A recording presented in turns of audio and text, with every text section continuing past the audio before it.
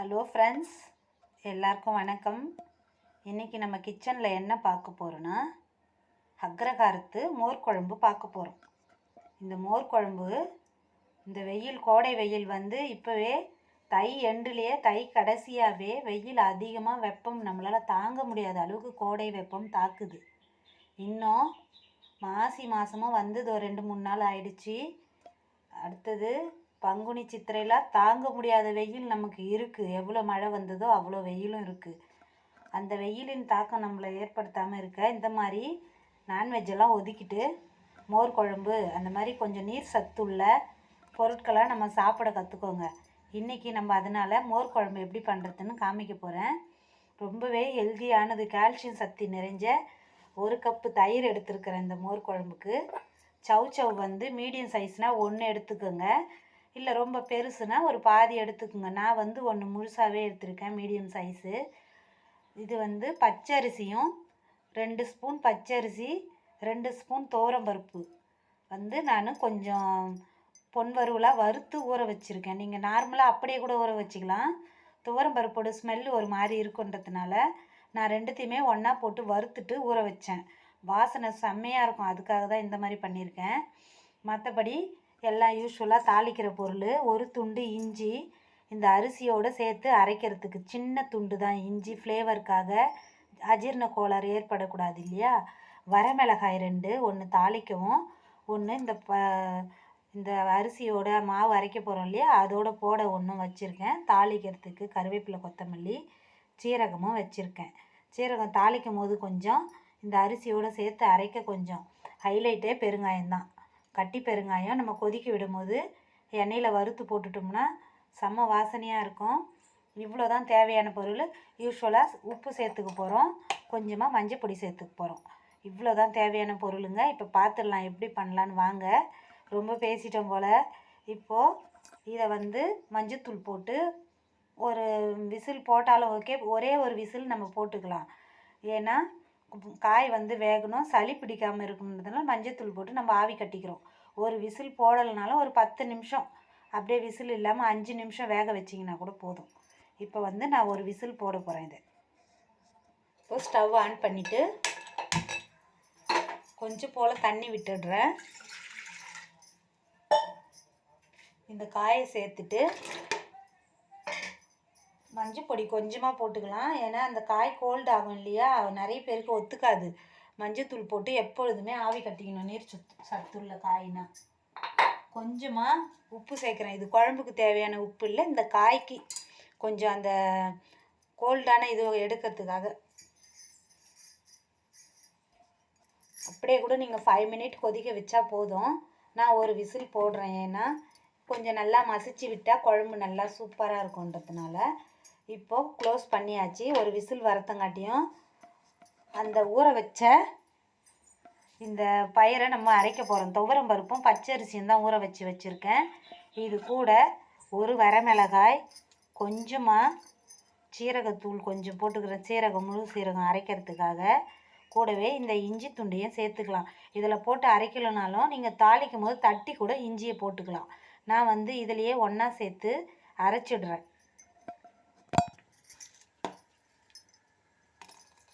காஞ்ச மிளகாய், இஞ்சி துண்டு, ஊற வச்ச அரிசி எல்லாத்தையும் ஜாரில் போட்டு நல்லா சன்னமாக அரைச்சிக்கணும். ரொம்ப குறன்னு இருக்கக்கூடாது. நம்ம சட்னிக்கு அரைக்கிற மாதிரி நல்லாவே மசிஞ்சிரும். நான் அதுக்கு தான் கொஞ்சம் பொன்னிறமாக வறுத்துட்டேன். அப்படியேவும் அரைக்கலாம். இன்னும் அம்மியிலலாம் அரைச்சிங்கன்னா பெஸ்ட்டாக இருக்கும். நான் மிக்சியில் தான் அரைக்கிறேன். ஒரு ஓட்டிட்டு அது பிறகு கொஞ்சம் தண்ணி விட்டு அரைச்சோம்னா நல்லா மழைன்னு வந்துடும், நம்மளுக்கு நைஸாகவே வந்துடும். அதுக்காக சொல்கிறேன். இது வறுத்ததுன்றதுனால இன்னும் சூப்பராக அரைப்பட்டுடும். பாருங்கள் எப்படி நான் அரைச்சிருக்கேன்னு. சட்னி மாதிரி குறப்பு இல்லாமல் நல்லாவே நைஸாக அரைச்சிருக்கேன். இதை இப்போது நம்ம எந்த பாத்திரத்தில் கொதிக்க வைக்க போகிறோமோ அதில் மாற்றிக்கிறோம். நான் டேஸ்ட்டாக இருக்குன்றதுனால மண் பாத்திரத்தில் வைக்கிறேன்.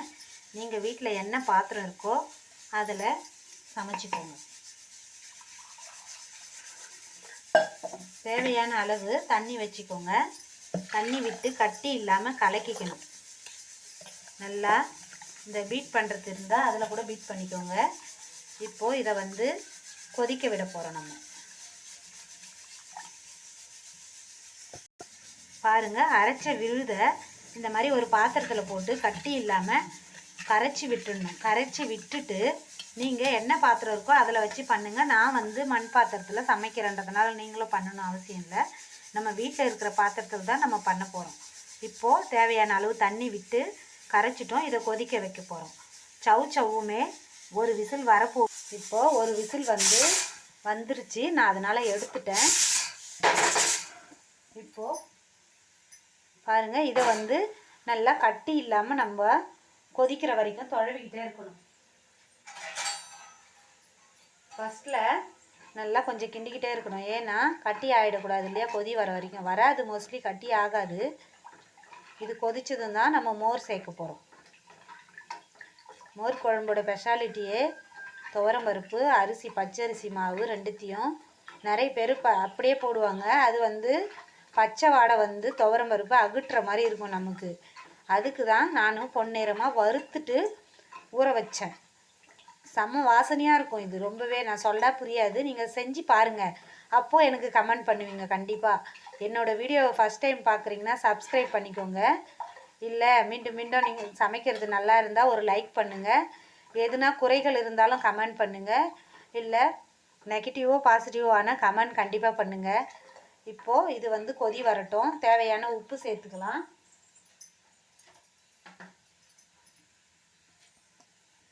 இந்த தயிர், கெட்டியான தயிரை வந்து நல்லா கட்டி இல்லாமல் பீட் பண்ணிக்கணும் நம்ம.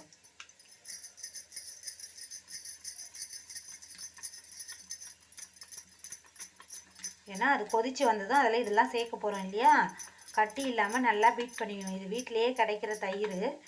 வெளியே எங்கள் கிராமத்தில் வெளியவே ரோட்டுங்களில் கிடைக்கும். காலையிலேனா கொண்டு வருவாங்க.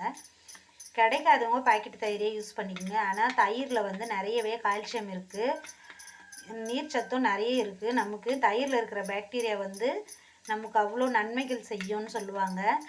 அதனால் நான் சொல்கிறேன், நிறைய மோர், எல்லாம் நீர் சத்து உள்ள மோர், இளநீர்லாம் சேர்த்துக்கோங்க. இந்த கோடை வெயில் நம்மளை தாக்காமல் இருக்கணுன்றதுக்காக. இது வெயில் காலன்றதுனால மட்டும்தான் இந்த மோர் குழம்பை நான் உங்களுக்கு பண்ணி காமிக்கிறேன். சவுச்சவு பாருங்கள், வேக வச்சுட்டேன். தண்ணியை இருத்துட்டு நம்ம இந்த சவுச்சவு தண்ணியை இருத்துட்டு இதை வந்து நம்ம அப்படியே கொஞ்சம் ஒரு குழம்பு கரண்டியோ இல்லை மத்தாலையோ மசிச்சிக்கலாம். பாருங்கள், இதை நல்லா மேஷ் பண்ணிக்கோங்க. இந்த மாதிரி சவுச்சவு வெந்துடுச்சு இல்லையா? கொஞ்சம் கரைஞ்சாதான் டேஸ்ட்டு நல்லாவே இருக்கும். இந்த மாதிரி மேஷ் பண்ணிவிட்டு இப்போது அந்த கொதிக்கிற அந்த அரிசி மாவும் துவர மாவும் கொதிக்க வச்சோம் இல்லையா? அதில் இதை ஒன்றா சேர்த்திட போகிறேன் நான். இப்போது இது கொதித்து நல்லாவே வந்துடுச்சு அந்த மாவு. அதில் இந்த சவுச்சவை நம்ம சேர்த்துட்டோம்.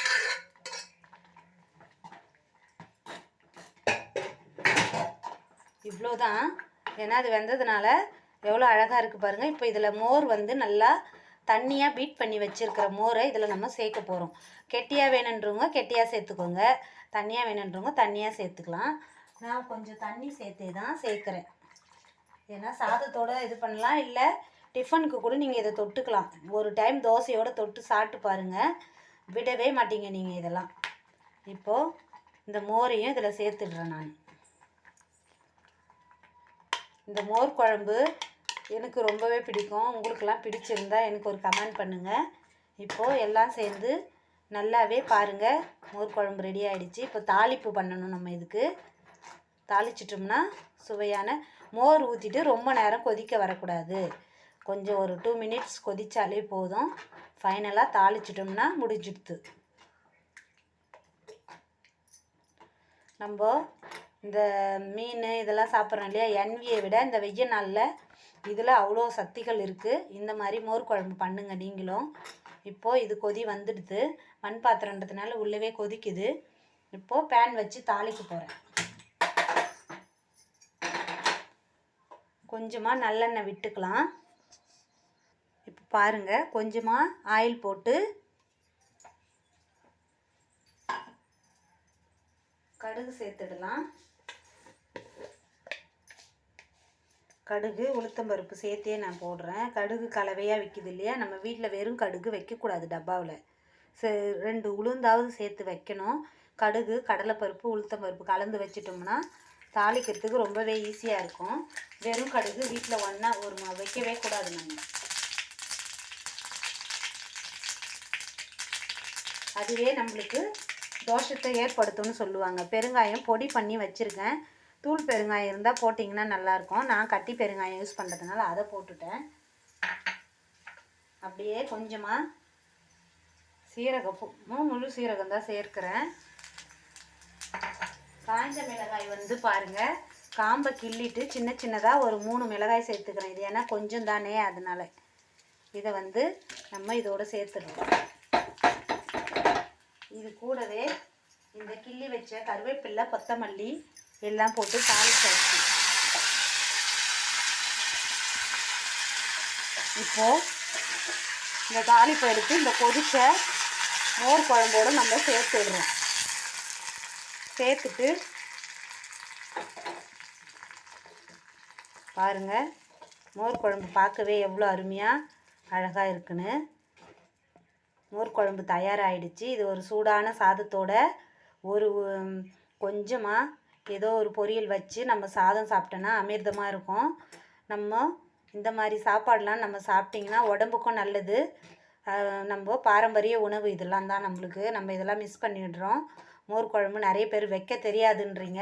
முக்கியமாக அவங்களாம் இதை கற்றுக்கோங்க. ஹெல்த்துக்கு ரொம்ப நல்லது. இதே மாதிரி பூசணிக்காய் போட்டு பண்ணலாம், இல்லை வெண்டைக்காய் போட்டு பண்ணலாம்.